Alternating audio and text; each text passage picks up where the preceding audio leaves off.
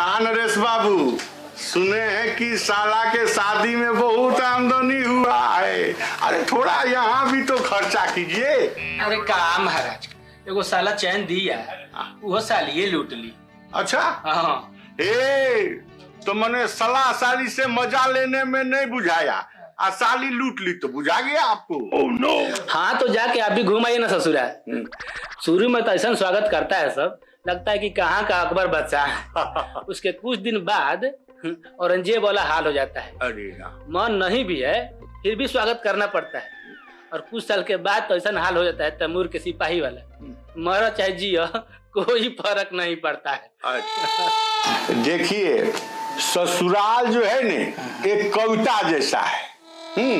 जितना सहज दिखता है ने उतना सहज नहीं है, समझे। साली और बीबी हैं एक पहेली और मुहावरा है, आदमी उसी में उलझा जाता है, समझे। ज्यादा उलझाइए मत। हाँ हम लोग भी शिक्षके हैं। हाँ एक से एक आफत झेल लेते हैं। हाँ सब काम तो हम ही लोग को करना पड़ता है। हाँ, पढ़ाई छुड़ा के। अरे